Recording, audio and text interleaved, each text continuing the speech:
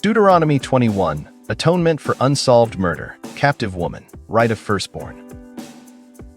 Rebellious son. Deuteronomy 21 contains 4 laws.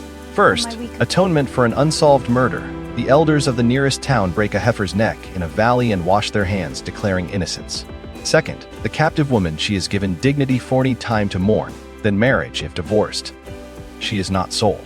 Third, the right of the firstborn son receives a double portion, even if his mother is unloved. Fourth, the rebellious son, a stubborn, gluttonous, drunkard son who refuses discipline may be stoned to death, purging evil from Israel. Let's watch, listen, and understand. Atonement for an unsolved murder.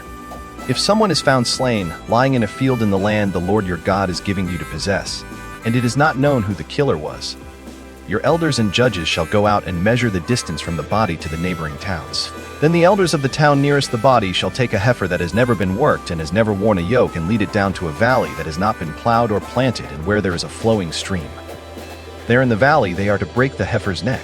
The Levitical priest shall step forward, for the Lord your God has chosen them to minister and to pronounce blessings in the name of the Lord, and to decide all cases of dispute and assault. Then all the elders of the town nearest the body shall wash their hands over the heifer whose neck was broken in the valley, and they shall declare, "Our hands did not shed this blood, nor did our eyes see it done. Accept this atonement for your people Israel, whom you have redeemed, Lord, and do not hold your people guilty of the blood of an innocent person.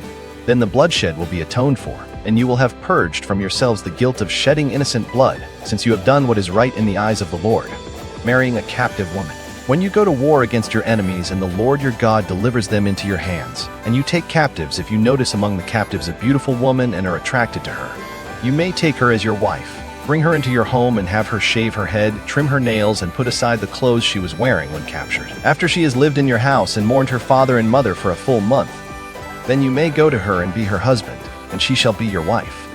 If you are not pleased with her, let her go wherever she wishes. You must not sell her or treat her as a slave, since you have dishonored her.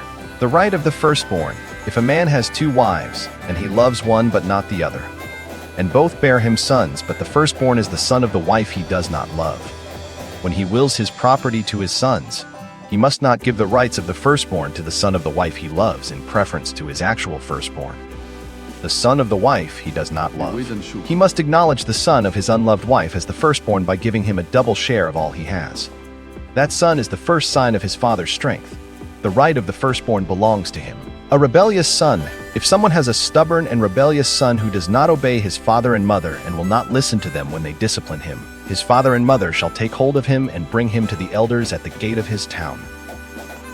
They shall say to the elders, "This son of ours is stubborn and rebellious. He will not obey us. He is a glutton and a drunkard." Then all the men of his town are to stone him to death. You must purge the evil from among you. All Israel will hear of it and be afraid.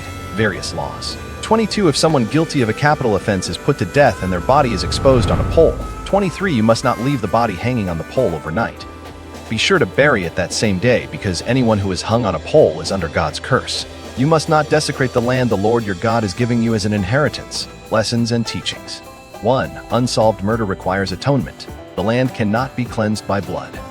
Atonement will be made for them. 21. 80. Unknown bloodshed defiles the land.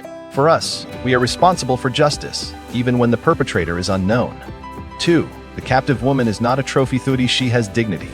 She shall shave her head and mourn her parents for a month, and ritual honor her humanity. For us, treat captives and vulnerable people with respect. 3. The firstborn's right is not based on the mother's favor. He must acknowledge the son of the unloved wife as the firstborn. Inheritance is based on birth order, not affection. For us, do not let favoritism distort justice. 4. The rebellious son is a capital crime suing, but rare. All our men shall stone him. 9:21 b.m. This is for incorrigible, persistent rebellion. For us, discipline children early, rebellion is serious. 5. The rebellious son represents covenant breaking, a glutton and a drunkard. 9. Such behavior rejects God's order. For us, gluttony and drunkenness are signs of deeper rebellion.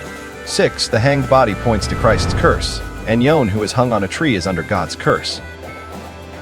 9:23 p.m. Galatians 3:13 a.m. Jesus became that curse for us. For us, salvation came through the cursed tree. Stay tuned as we move to the next chapter of the book Deuteronomy. Subscribe, like, comment, and hit notification button for more videos, more Bible study, and more Bible knowledge. We are glad you are on board.